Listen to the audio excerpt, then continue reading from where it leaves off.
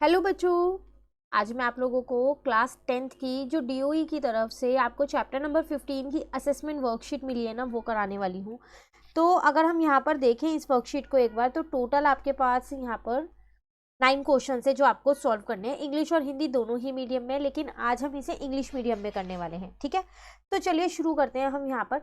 तो जो question number 1 और 2 है, ये दोनों क्वेश्चन आपके पास एमसीक्यू क्वेश्चन है, और बाकी जो आपके पास क्वेश्चन 3 to 9 है, ये आपके पास क्या है, पूरे सॉल्व करने वाले क्वेश्चन है। ठीक है, देखो यहाँ पर आपसे इसमें क्या कह रहा है। सबसे पहले कह रहा है क्वेश्चन नंबर 1 में, the probability that a number selected at random from a numbers 1 2 3 up to 15 is a multiple of 4। कह रहा है प्रोबेबिलिटी बताओ उसकी कि अगर आप एक नंबर सिलेक्ट करते हो 1 से 15 तक में, वो मल्टीपल ऑफ 4 होना चाहिए। तो टोटल नंबर्स तो मुझे पता चल गया यहाँ पर 15 ही है। अब मल्टीपल ऑफ 4 कौन कौन से होंगे, 4 हो जाएगा, 8 हो जाएगा और 12, और कोई तो होगा नहीं, क्योंकि इसके बाद 16 आता है, वो तो 15 से बड़ा हो गया फिर। तो जो फेवरेबल आउटकम हो गए वो मेरे पास कितने हो गए, 3 हो गए, और टोटल नंबर हो गए 15 टोटल आउटकम। तो इसका मतलब 3/15, इसको अगर मैं कट करूं तो 1/5 मेरा यहाँ पर आंसर। क्लियर।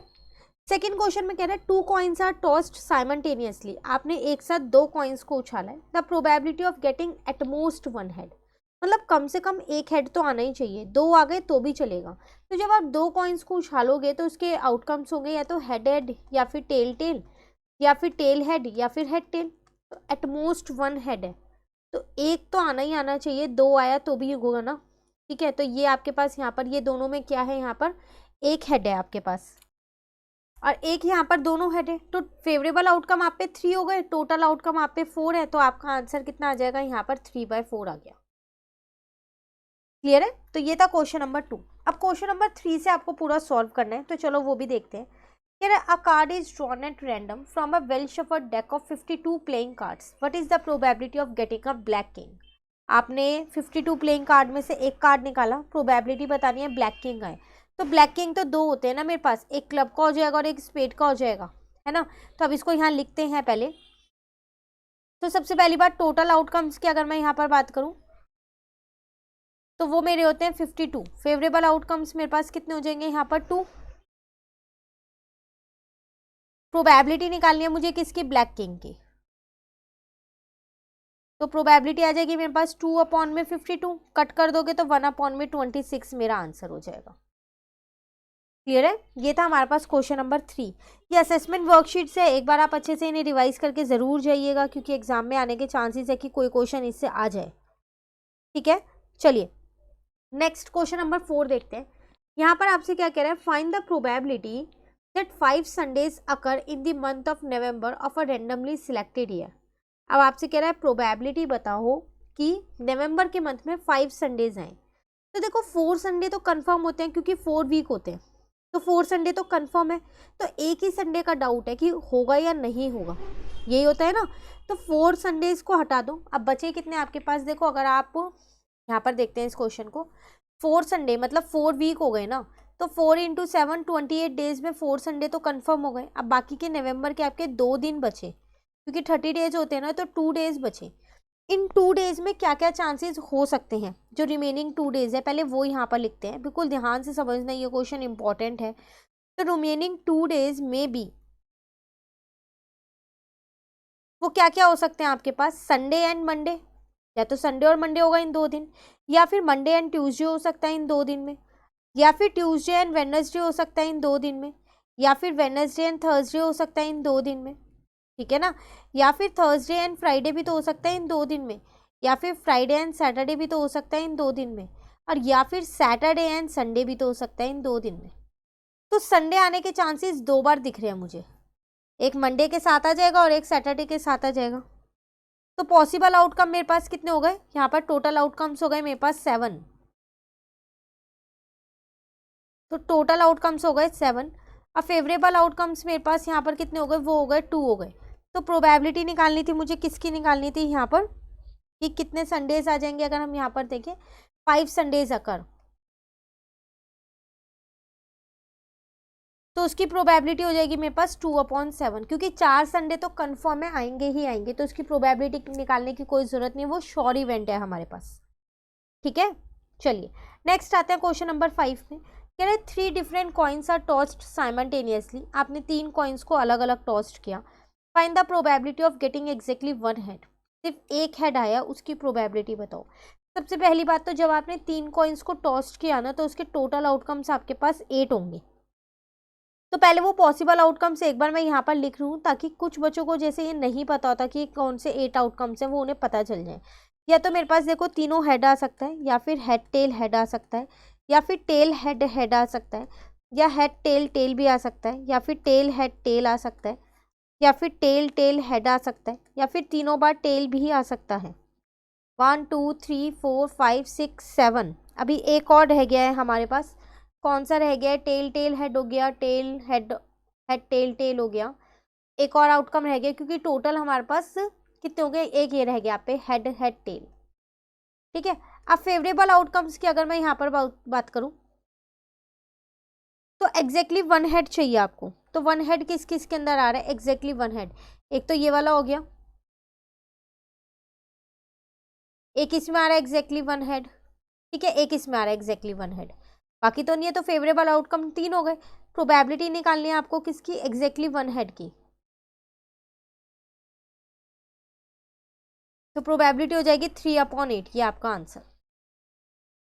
क्लियर है? चलिए क्वेश्चन नंबर 6 पे आते हैं।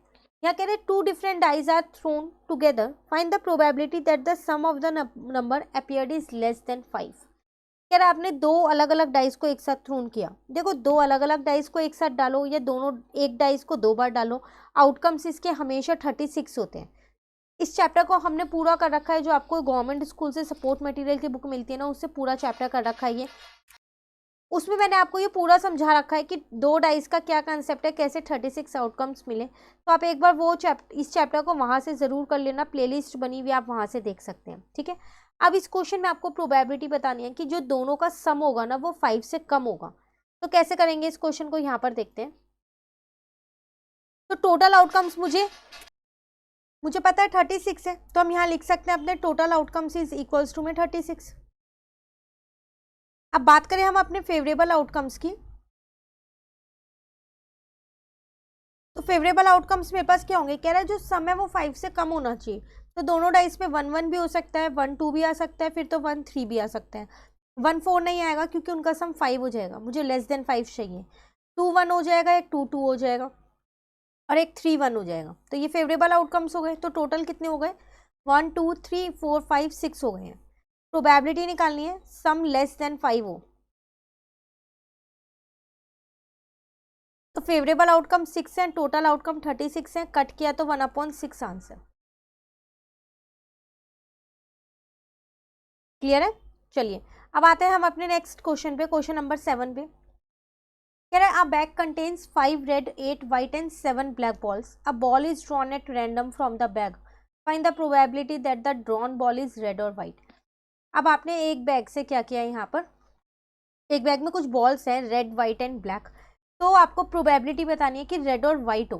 तो सबसे पहली बात तो टोटल आउटकम्स क्या होंगे? इन तीनों का सम हो जाएगा, 8 + 5 + 7। तो पहले वही लिख लेते हैं। तो total outcomes is equals to में कितना हो जाएगा? 8 + 5 + 7, तो 20 आ जाएगा। फेवरेबल आउटकम्स आपके पास क्या आएंगे? आपको रेड और ब्लैक की बात कर रहा है वो, तो रेड और ब्लैक, रेड है 5 और ब्लैक है आपके पास, रेड और वाइट की बात कर रहे हैं शायद, है ना? हाँ रेड और वाइट है, 8 और 5 है, तो 13 हो जाएंगे। प्रोबेबिलिटी निकालनी है रेड और वाइट, तो वो आपके पास आ जाएगी 13/20। क्लियर है? चलिए आते हैं क्वेश्चन नंबर 8 पे। इस क्वेश्चन में आपसे क्या कह रहे हैं? N integer is chosen at random between 1 and 100, find the probability that is divisible by 8 and not divisible by 8। देखो आपने एक इंटीजर चूज किया 1 और 100 के बीच में, आपको प्रोबेबिलिटी बतानी है कि वो 8 की टेबल में आएगा और 8 की टेबल में नहीं आएगा। तो अगर हम फर्स्ट पार्ट यहाँ देखें तो टोटल आउटकम्स मेरे पास होंगे 98। क्यों होंगे 98? कई बच्चे 100 ले लेते हैं क्योंकि वो बिटवीन कह रहा है 1 and 100, बिटवीन 1 and 100, तो 1 और 100 को इंक्लूड नहीं करते जब भी बिटवीन की बात करेगा। ठीक है, फेवरेबल आउटकम्स कितने हो जाएंगे मेरे पास? जो डिविजिबल बाय 8 होंगे। तो टेबल लिख लेती हूँ यहाँ पर 8 की। तो 8 1 जा 8, 8 2 जा 16, 8 3 जा 24, देन 32 आ जाएगा, 40 आ जाएगा, 48 आ जाएगा, 56 आ जाएगा, 64 आ जाएगा, 72 आ जाएगा, 80 आ जाएगा, 88 आ जाएगा, 96। ये 100 के बीच के। तो टोटल आपके पास कितना आ जाएगा इन सब का, अगर आप काउंट करोगे तो 12 आ गया। प्रोबेबिलिटी किसकी बतानी है, डिविजिबल बाय 8 होना चाहिए वो। तो फेवरेबल आउटकम 12 हो गए, टोटल आउटकम 98 हो गए। 2 की टेबल से कट कर सकती हूँ, ये 2 की टेबल में 6 पे जाएगा, 2 4 जा हो जाएगा 8, 2 9 जा 18, ये आ गया। नेक्स्ट पार्ट में कह रहा था, इसी के ही सेकेंड पार्ट में प्रोबेबिलिटी बताओ नॉट डिविजिबल बाय 8।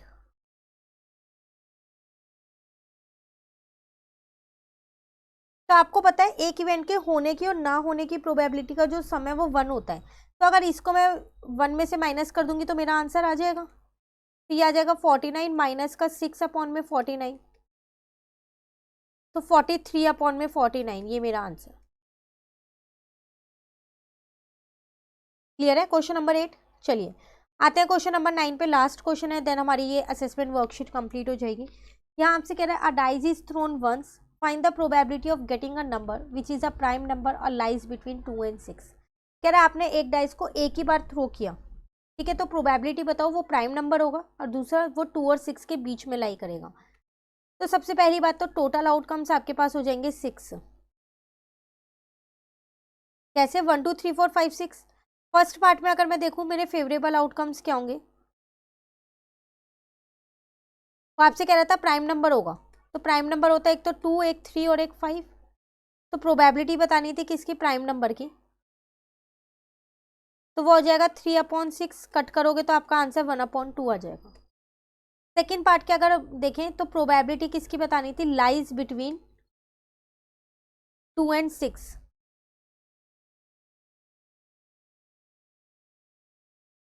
ठीक है, तो फेवरेबल आउटकम्स यहाँ पर कौन कौन से होंगे,